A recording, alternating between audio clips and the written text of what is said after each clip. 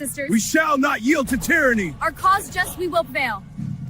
The fight for our rights. Buffs. Ready for a journey back? Look at this encampment. The spirit of 76 is alive.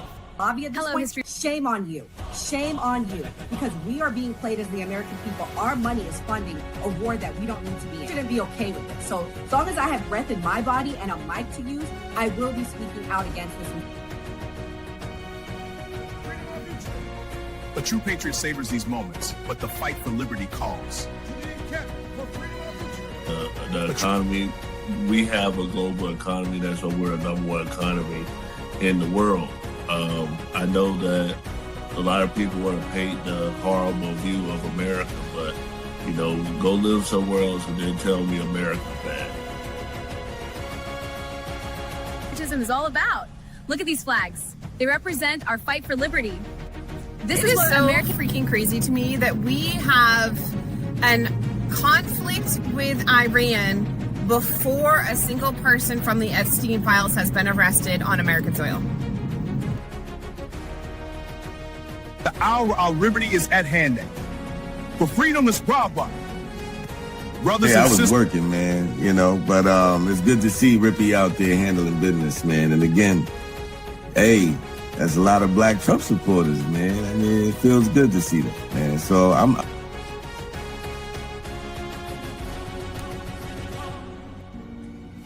My fellow patriots, the hour of decision is upon us. Let us march forth with courage to secure our liberty. A real coach. People are getting sick of it. The moment a celebrity steps slightly outside the leftist approved narrative, they get attacked. Chili from TLC gets heat over allegedly donating to Donald Trump. For liberty.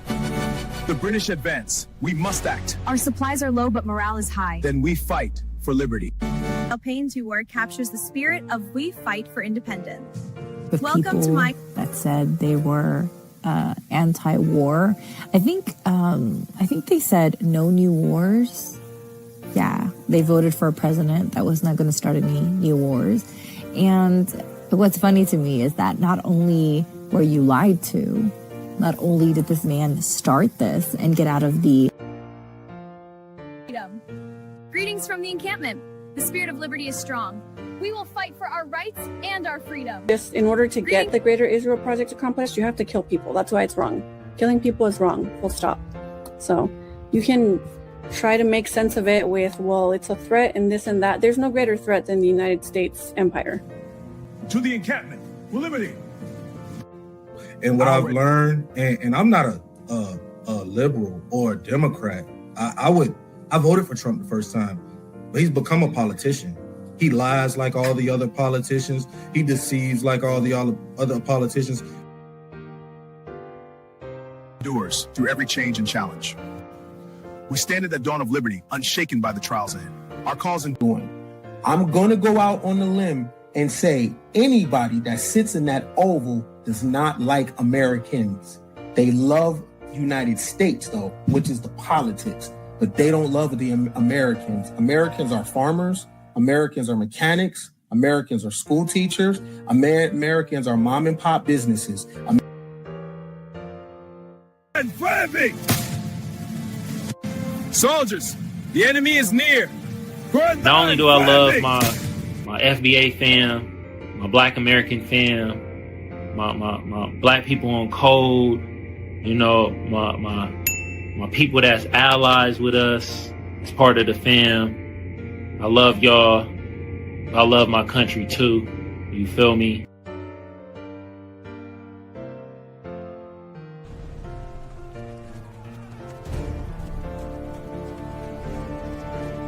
People see my physique and assume I'm just some dumb Chad. But in reality, I graduated 5th in my law school class, magna cum laude. I got awards for getting the highest grade in my class in constitutional law, criminal law, and legal analysis and writing. I knew I was the smartest I'd ever been in my life.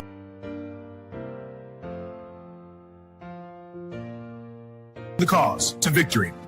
To victory. These pastries are wonderful. Indeed, but we must stay vigilant.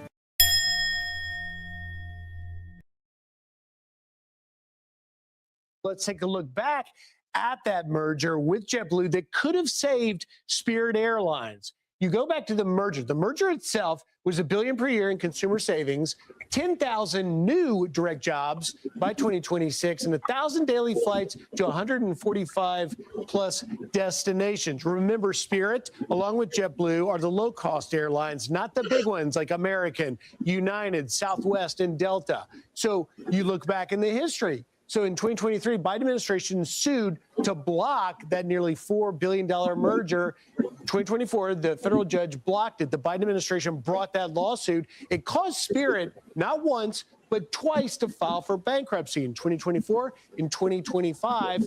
Then, of course, what we saw play out yesterday, 277 flights canceled, boom, dropped 17,000 jobs. 17,000 workers are out of a job today. Could push fares up by $100. Good morning and welcome to the new party.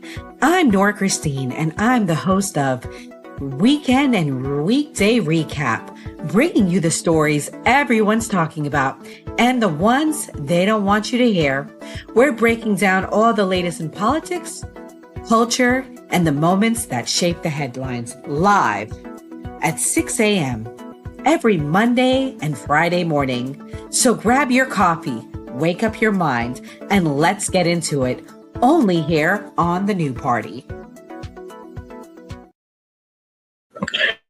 Good morning, America. Welcome to Weekend Recap with The New Party. I'm your host, Nora Christine. And this morning, we will be talking about the Spirit Airlines shutdown.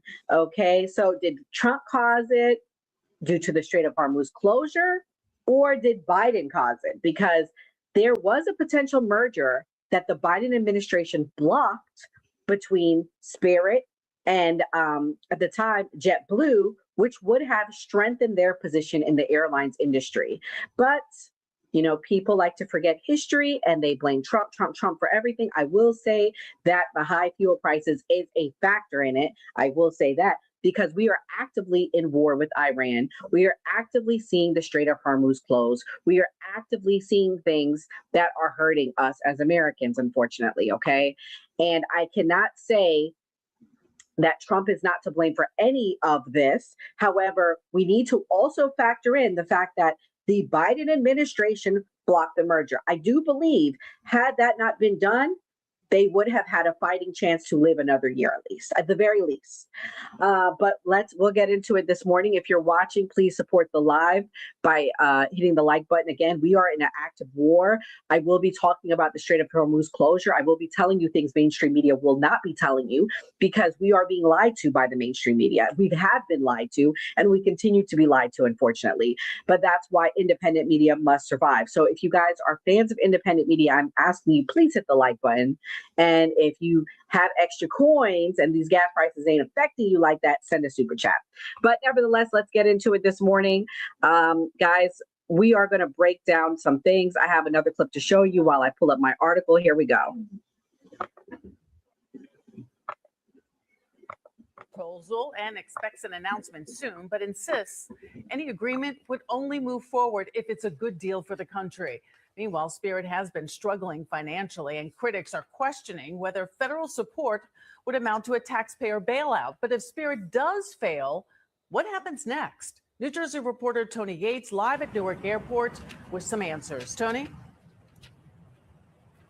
And Sade, we just watched the Spirit Airlines flight take off at 4:07 this afternoon here at Newark Liberty Airport. So right now it is business as usual, though some of the customers we spoke to are wondering what is next when it comes to this airline and what will happen with their return trips home.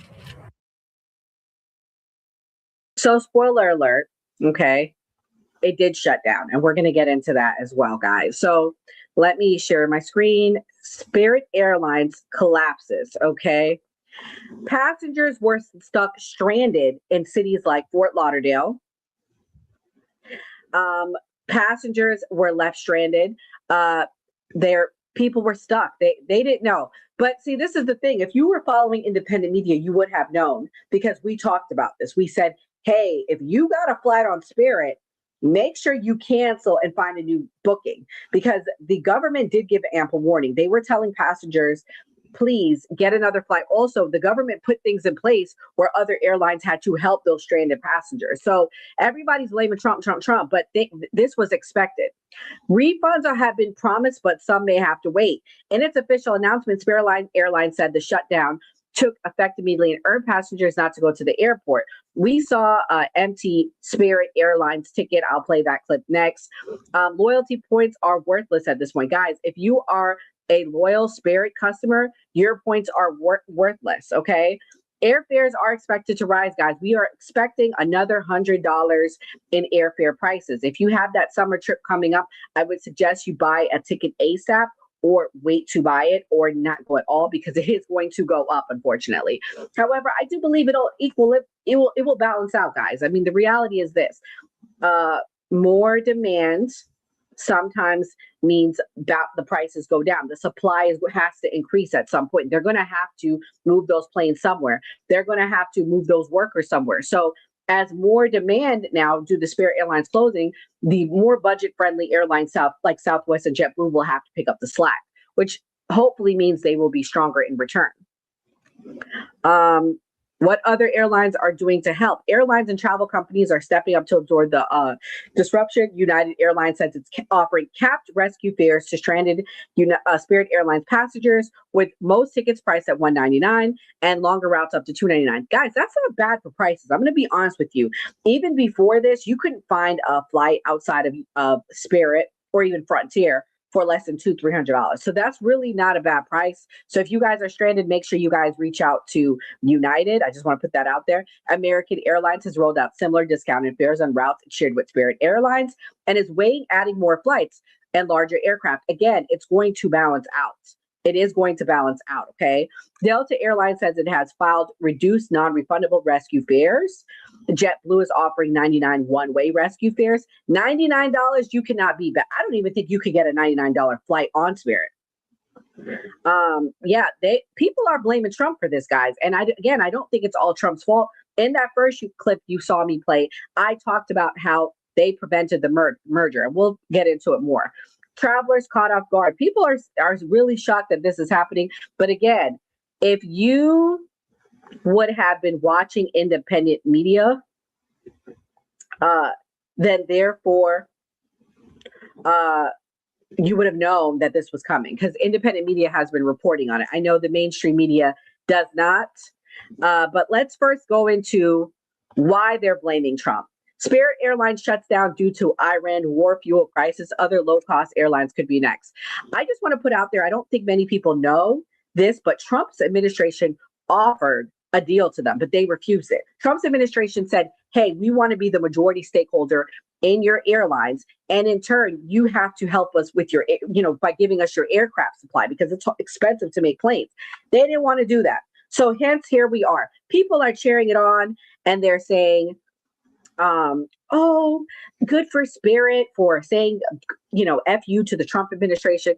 No, you guys went bankrupt twice, not once, but twice. And one of the times was under Biden. The first time was under Biden's administration. So while y'all are blaming the Trump administration, this has been going on since Joe Biden was in office. And we're going to break that down. But let's talk about the fuel aspect of it, guys. If you're watching, please hit the like button.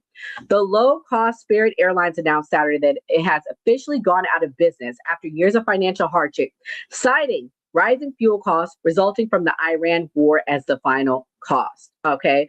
They filed two bankruptcies, 2024 and 2025. Who was president in 2024? Who was president for 4 years at that point? Joe Biden. Okay. Joe Biden.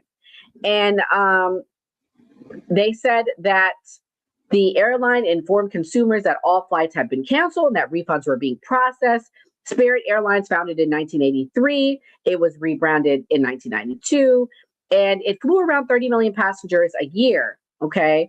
And there was a sharp drop from a peak of over 44 million in 2023 and 2024. So basically, they've been on the decline. I don't know if you guys have rode Spirit lately, but their product sucks.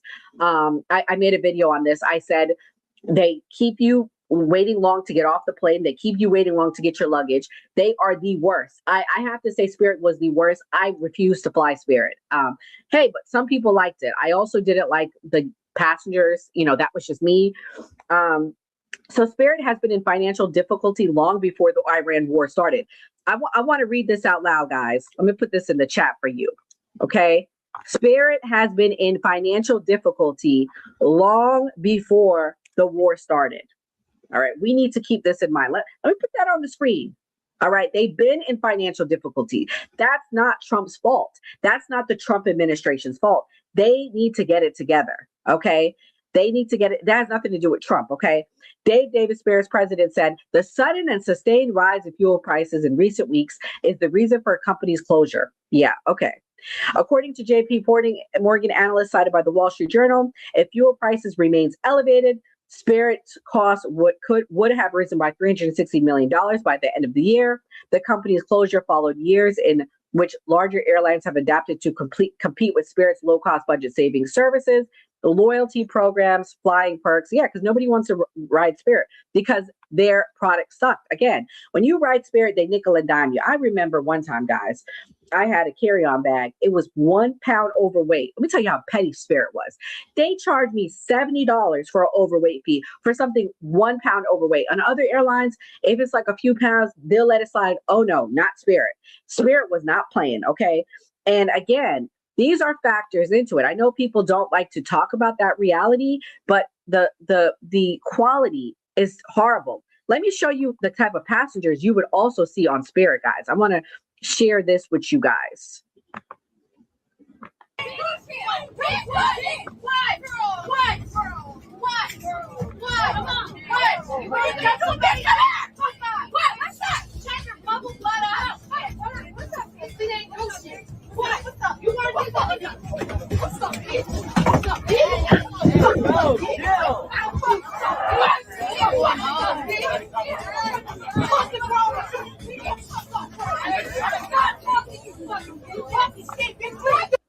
So yeah, that's why for me, again, I don't give a damn about Spirit. I said yesterday, I made a video on it. I said, I don't care. This was low class ghetto airways. Their service sucked. They sucked. I have videos of their crappy service. I'm not sad. Okay. But however, let me tell you the rest of the article. Duffy Duffy is the transportation secretary, Sean Duffy. He said, instead, he's blaming the Biden administration and former transportation secretary Pete Buttigieg for Spirit's closure after the Justice Department sued to block a 2023 potential merger between it and larger competitor JetBlue. Biden's Justice Department said the merger would cause tens of millions of travelers to face higher fares and fewer choices. What? Now we have fewer choices now. At least we would have had a stronger JetBlue and Spirit Airlines together. This honestly is horrible, and you guys really should be blaming that as the reason, because had they would have allowed the merger, we wouldn't be here. Okay. Trump has spent the past few weeks floating a possible bailout, pitching a $500 million federal deal that would have led to the federal government owning up to 90% of the airlines. Hey, that's how it is. That's life. When you get bailed out, sometimes you have to take a deal you don't necessarily want to take. Sometimes you have to give majority of the stake to the person bailing you out. Why should the government keep bailing people out for nothing? Okay. Why should the government keep bailing people out when we don't have a stake in it? I'm sick of giving out these endless loans to these companies and their bad business models. It's not fair. Okay. He told CNBC's Squawk Box in April that he would love to buy Spirit. It's 14,000 jobs. And maybe the federal government should help this one out. His interest drew concerns from Republicans and Democrats alike, although who questioned whether a takeover Spirit was the best use of U.S. tax dollars. So one's in the chat if you think Trump should have bought them. Two's in the chat if you are proud of Spirit for saying no. One's in the chat if you think Trump should have bought them. Two's in the chat if you think Spirit should continue to say no. Are there other low-cost airlines under threats, guys? We need to keep this in mind. Since the beginning of the U.S.-Israeli war with Iran on February 28th, the price of jet fuel has increased nearly 70%. Okay. We are feeling it at the pump. I don't know about where you live, but in Florida, the gas is $5. Like, that's the reality, guys. I am feeling it. We're all feeling it. And I have a hybrid car and I'm feeling it. So I could only imagine people with big premium vehicles or even diesel truck drivers, how much they're feeling it. I mean, I have a personal friend who had a trucking business and he had to end his business to go back to work for someone now because he could not afford the high fuel diesel prices. So this is a reality, guys. The crisis has impacted practically every airline and air traveler. So basically, smaller airlines around the world are having to make harder decisions due to their tighter profit margins. In mid-April, Mexican holiday airline Magni Charters canceled all flights for 2 weeks, stranding people in Cancun, Merida, and Huatulco. Meanwhile, Ryanair, Europe's largest airline, said it is considering reducing routes, along with smaller airlines like Vietnam Airlines, Air Asia, and Scandinavian Airlines, all due to the rising prices. So in reality, the rising prices will be affecting things. However, I just don't think that the rising prices are the reason for this particular situation. I don't think it was. I think we honestly need to go back and consider their bad business model. Go back and consider, hold on, I want to show you guys something. Airlines ticket counter, Spirit, one of the biggest carriers here at Fort Lauderdale. This was their hub airport. Now you can see there's a note posted at the ticket counter saying they have ceased operations. The kiosks say the same thing, and there's virtually nobody here. It's basically a ghost town because I turn around, you can see me and maybe a sheriff's deputy milling about, but otherwise there's no one here. The airline is, for all intents and purposes, out of business. They've begun liquidating. Tens of thousands of flyers had to find new ways home over the weekend. Thousands of employees are out of a job. And as for the future of the space Spirit occupied at airports like Fort Lauderdale, Orlando, in New York, Las Vegas, Los Angeles, those will be up for grabs as the airline starts to liquidate. Spirit says they have issued the vast majority of the refunds to credit card and debit card holders, so those should be coming back to people who had reservations to fly Spirit. As for the folks that were stuck midway through a trip, other airlines stepped up to offer discounted fares. United said in the first 12 hours, they rebooked about 14,000 stranded Spirit flyers. So yeah, guys, if you are flying Spirit, please know your flight has been canceled. Please consider moving on and getting a refund. But guys, we're going to switch gears here. I'm going to talk about the Strait of Hormuz. If you're watching, please hit the like button, support independent media by hitting the like button. So right now where we're at, Iran warns it will attack U.S. forces if they enter the Strait of Hormuz after Trump says U.S. will help guide stranded ships. Guys, I don't know if you know this, but there are ships that are stranded in the strait, guys. There are sailors stranded out there. So although I am not necessarily for this war, I am for America doing what they have to do at this point to get the strait open. And I think we're all pretty much there.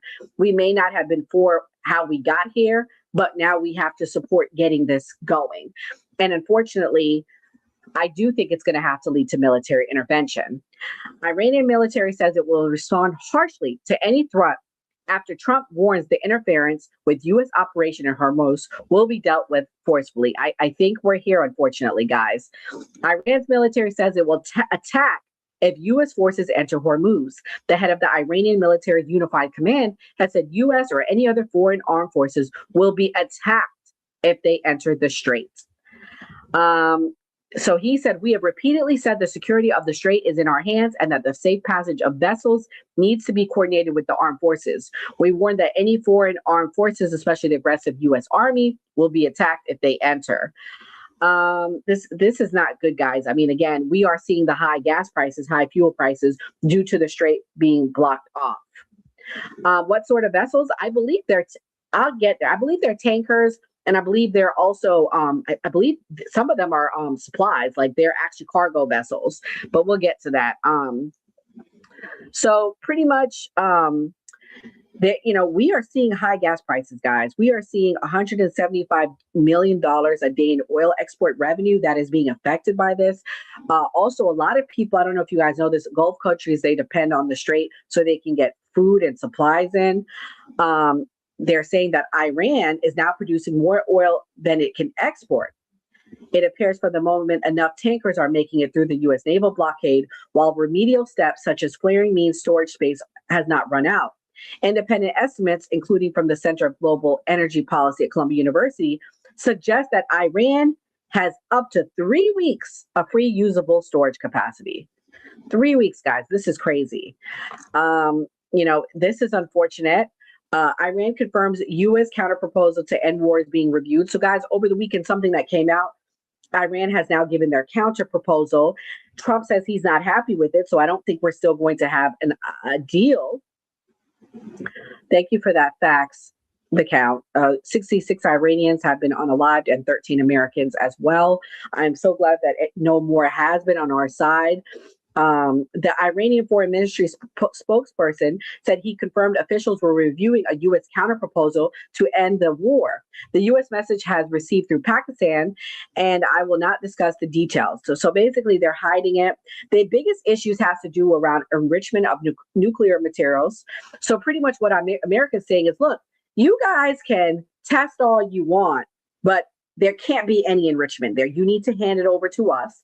Iran says, No. I'm not giving up that enrichment because that's the only thing that ensures we are being kept safe from Israeli aggression. Feel how you want about it, but that is their position. Iran foreign minister says U.S. must abandon its excessive demands. They're saying that the U.S. must reduce its excessive demands. At this stage, our priority is to end the war. He said in a briefing broadcast by state television. So I'm curious what the demands are, but basically, from what I'm gathering, that was the last demands that I heard, was that it was all about the enrichment and what they're going to do with the uranium. Okay.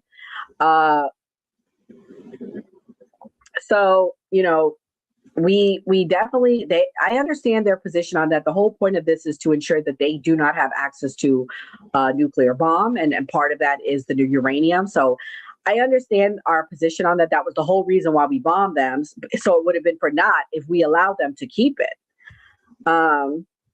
So basically, guys, breaking news. I'm hearing that Iran's news agency claims that 2 missiles struck a U.S. Navy frigate near the Jas Island after allegedly ignored the Iran warnings while attempting to transit the Strait of Hormuz. The frigate reportedly attempted passage without obtaining an Iranian permission. Okay. Iran claims the vessel was forced to retreat after the strikes. No details yet on the damage or casualties. And the U.S. has not confirmed this. This is straight from Farsi media. So again, we don't know what we can and can't believe.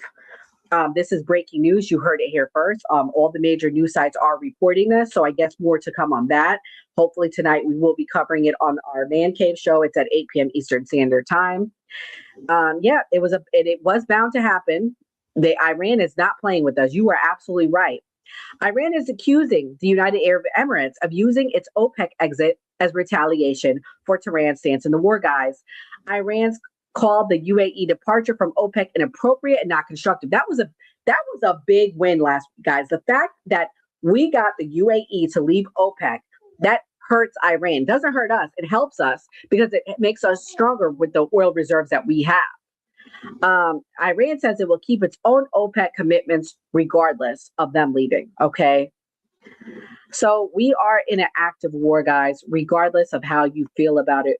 We are in an active war, but more to come on that. If you guys are watching, please hit the like button, tap that screen, hit the like button. We are going to switch gears here. We're going to go to our final story of the morning, guys. This is our final story. How will the latest Supreme Court ruling affect midterms, guys? How will the latest Supreme Court ruling affect midterms? And if you guys are watching for the first time, do me a favor.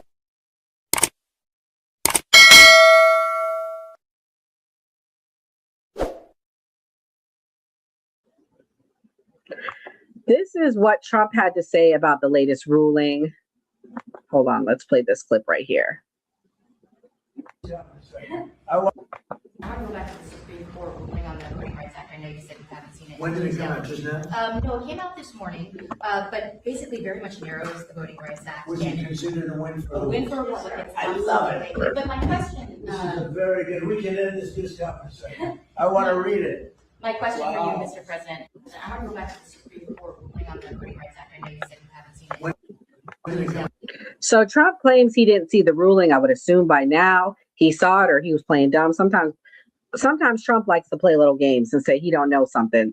I have a longer clip here for you guys. If you're watching again, please hit the like button, support the live, support independent media. I'm also accepting super chats if you are so inclined to do so. Here we I go. want to go back to the Supreme Court ruling on the Voting Rights Act. I know you said you haven't seen it. When did it come out? Just now? No, it came out this morning, but basically very much narrows the Voting Rights Act. Was it considered a win for A who? win for Republicans. I love it. But my question. This is a very good. We can end this news conference. I want to read it. My question Wow. for you, Mr. President, is that some Republican governors have not responded in terms of what they're going to do. I guess early voting, for example, in Louisiana. Republican governors, what? Republican governors. What about it? Early voting begins Saturday there, for instance. Should they redraw the map in the next couple of I would. I mean, it depends. I mean, some states don't need to redraw, and some do. I mean, I know what the concept of the road. I just haven't seen the result.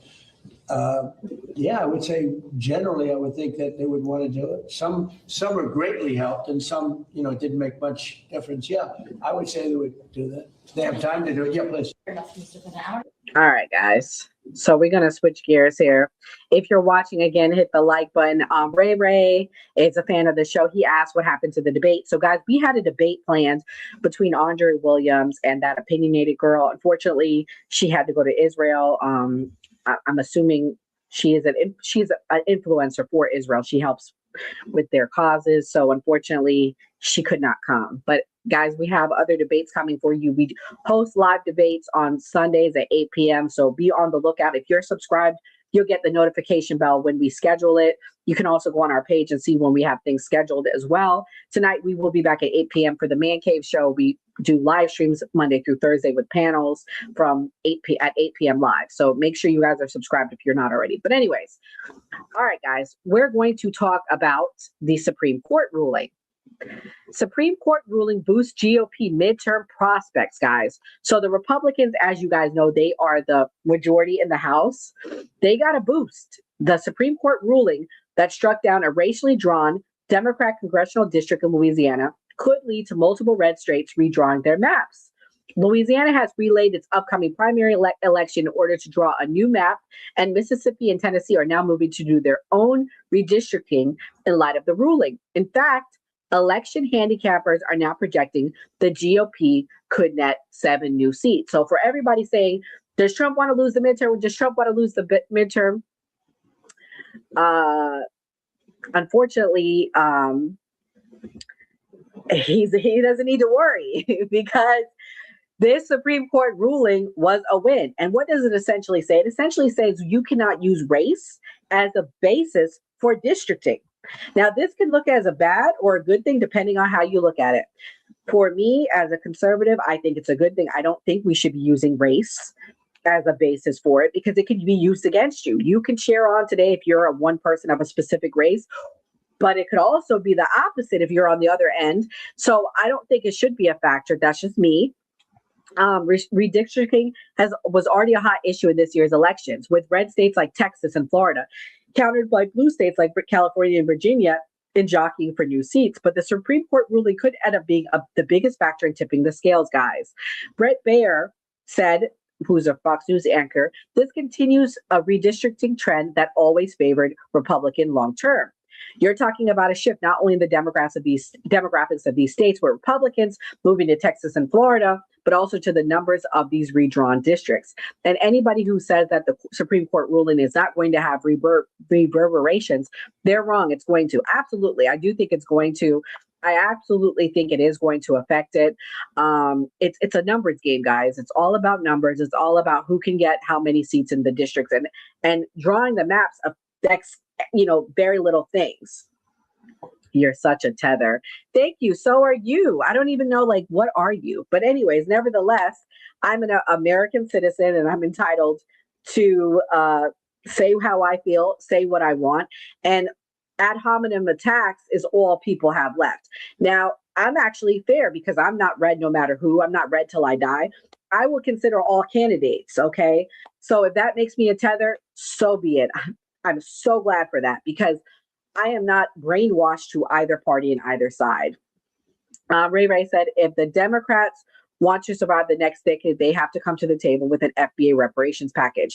Absolutely. I agree with you. I think we should not be giving our vote just because somebody's red or somebody's blue. What are you going to do for that vote? You know what I mean? And I agree with Ray. And that's the thing. Millions of Black Americans were sick of the pandering of Democrats, okay? They were sick of being force-fed BS year after year and seeing what their communities look like. That's why I became a conservative, because after a while, you can't keep being fed BS and not expect anything. I know he's such a clown. Honestly, he comes in every night. I made one comment and I said that Obama's a narcissist. I think to be the president of the United States, you have to be a narcissist. I acknowledge that Trump is one, but I also think Obama's one. I think Biden was one. I think Clinton is one. Anyone who sits there and takes on that role is a narcissist. You have to love yourself to have that confidence to make these decisions. But anyways, regardless, we're going to move on. Democrats are freaking out about the ruling, calling it an evisceration of the Voting Rights Act and a return to Jim Crow, while vowing to pass the Supreme Court to address what House Minority Leader Hakeem Jeffrey calls the corrupt MAGA majority on the court. Democrats see the train coming down the track. I mean, you can forecast this. They're going to have trouble in elections, especially in certain states, for a long, long time if they don't figure out how to fix this. What's so interesting to me, guys, is midterms are coming. And can you honestly say what the Democrats are promising they're at least going to do? They're just staying quiet. They're not telling you, they're not giving you a reason to vote for them. The only reason they have is Trump bad, Republicans bad. This is their opportunity. This is their opportunity to get the votes. But again, I can't even tell you the person that's running on my Democrat side for governor here. I don't even know what he stands for. All I know, for example, in Florida, is he used to be a Republican, got sick of Trump, and became a Democrat. I don't know anything he stands for, and that's unfortunate, guys. We should think that as a problem. I'm going to play this clip. This is the counter to this. This is what they're saying, why they're upset about the Supreme Court ruling. Thomas is a political hack. I'm not sure every single one of Trump's justice appointees is as much of a hack, but when the six of them get together, I mean, did you read the Alito's opinion? No. Well, I hate to confess it. I used to argue before the Supreme Court, and I read the opinion, and it's shit. I mean, it's just bullshit. The whole thing is bullshit. Heather, he just made stuff up. And he wasn't even honest in saying that he was gutting Section 2. Between the Shelby versus Holder and this particular Louisiana case, Louisiana versus Calais, they've gutted the entire Voting Rights Act. So the old Confederacy is back in business. I mean, just, let's repress and suppress all of the black votes. But what about the civil rights movement? Listen, I'm old enough. I know it. To remember the civil rights movement, and a very good friend of mine was killed in Mississippi in 1964 trying to register voters. But no, this court has ended, for all intents and purposes, the Voting Rights Act of 1965. This week makes me nervous for the midterms. I keep looking at the numbers of what are we looking at? Well, let's wait. We got to see the next one. We're 4 ahead. We're 3 back. Well, we're 2 ahead. But I think that in terms of the redistricting, Florida, Louisiana, maybe Alabama are now all going to redistrict. And what Democrats have got to do, as they did in California and as they did in Virginia, they've got to say, wait, we are going to match you vote for vote. If you try to squeeze out additional Republican votes, we, maybe New York State, we are going to match you vote for vote. We're going to redistrict. All right. Ooh. Guys, I'm not trying to be funny. Okay. If someone can explain it to me, I really want to understand how this limits people of color, Black people, minorities way to vote. They haven't taken away your way to vote. So I think that this is a liberal Democrat lie to fearmonger you, to scare you, to get you to vote blue no matter who. No one has explained it to me yet. The only thing I could see is your race is not a reason for districting. And it should have been. It should never been a reason to district. It should have always been on where you live, things like that. It shouldn't be about race for districting. I've yet to hear it. I want someone to explain it to me. I want to understand, talk to me like I'm done, how this takes away your right to vote and how it limits it. Okay. The Voting Rights Act said the right of the United States to vote shall not be denied or abridged by the United States by any state on account of race, color, or previous condition. How does that block your right to vote? I don't get it, how they're connecting the two. I really don't. As subsequently amended, the VRA also prohibited practices that diminish the opportunities enjoyed by members of categories of citizens protected by the act to participate in the political process and to elect representatives of their choice. Establishing the boundaries of election districts is among such practices. So I guess they're saying that it's by the districting, it's by that. It really doesn't make sense, guys. I have not heard a valid reason yet of how districting prevents that from happening, okay? Much depends on what the word same opportunities mean. The language of the VRA implies that not only the existence, but also the number of districts in which minorities could have the chance to elect representatives affects compliance with the law. On the other hand, the law explicitly states it does not establish a right to have members of a protected class elected in numbers equal to their proportion in the population. So it doesn't protect what they're asking for. Basically, they're trying to say that they want to allow representation, but the VRA doesn't protect it. It never did. So they're saying that the Voting Rights Act has been gutted, dismantled. None of that was ever protected in any way. So again, you're being lied to. You're being force-fed crap to fearmonger you. The VRA is not necessarily violated if a racial or ethnic minority makes up 30% of a state's population, but only 50% of the delegation in the House of Representatives or state legislature. If we're really going to go by what the population looks like, 40% of Congress right now should 30%, let me say 30% of Congress right now should be Hispanic. That's the facts, because the real minority majority right now are Hispanics. Okay. If we're really going to be honest, but still majority of the holders of Congress are Caucasian. They're white. So if that's the case, if you guys are okay with that, if you guys want it all racially made up, it isn't representative of it now before the ruling. Because Jeffrey said, because the races can disenfranchise Black power unless they specific. Jeffrey, black people are being erased now. If we really gonna keep it funky, okay. Majority of minorities are Hispanic. They're not Black, Jeffrey. So your argument, you're only going to help another group of people. If you are Black, like you say you are, you're only helping another group of people be the majority. And that's, if we're really going to keep it funky, that's how it should be represented. But we don't see that regardless. That was not there regardless. Even when this came about, majority has always been Caucasian, has always been white. But majority of the country is Caucasian white. So honestly, you guys are getting mad about something that's not going to change anything. It's not going to change how things have already been. Like, I honestly really think that's crazy. So what they're saying it means for the 2026 election, the Supreme Court's decision has already evoked passionate reactions and will no doubt trigger a tidal wave of legal and constitutional arguments. Critics fear it could signal a wholesale retreat from gains Black Americans have made the past 6 decades. But there is a prior issue. What are the decisions' actual effects likely to be? So they're pretty much saying much depends on the number of states that respond to the court by convening their legislature to draw new maps. A lot of states are saying they're not doing it. I just read Georgia's not doing it. So again, people are freaking out over a moot point, I feel. I don't think it's changing anything. I don't think we're going to see it play out the way people are predicting. Because there are complexities to redistricting. I don't think we're going to see it affect the midterms, okay?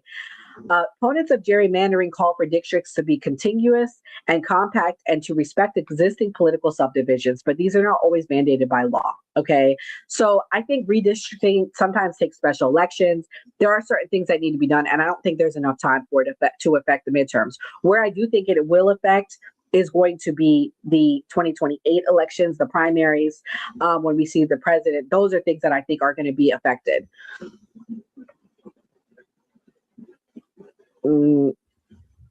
So anyways, nevertheless, guys, I'm going to wrap up. It's been a great morning with you. Make sure you guys hit the like button if you're not already subscribed. Come back tonight, 8 p.m. Eastern Standard Time for the Man Cave Show. God bless and stay safe. Hello, history buffs. Ready for a journey back? Look at this encampment. The spirit of 76 is alive. Freedom of future. A true patriot savors these moments, but the fight for liberty calls. To the encampment for freedom of future. For liberty. This is what American patriotism is all about. Look at these flags. They represent our fight for liberty.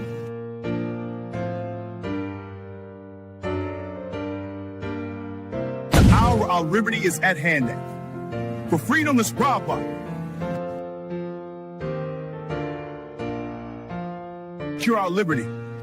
My fellow patriots, the hour of decision is upon us. Let us march forth with courage to secure our liberty. Welcome to my colonial home. Today, Del Payne's work captures the spirit of we fight for independence.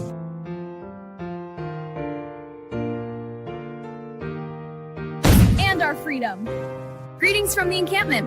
The spirit of liberty is strong. We will fight for our rights and our freedom.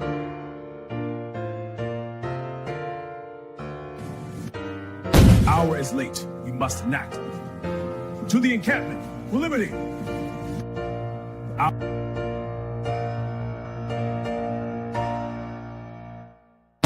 Through every change and challenge. We stand at the dawn of liberty, unshaken by the trials ahead.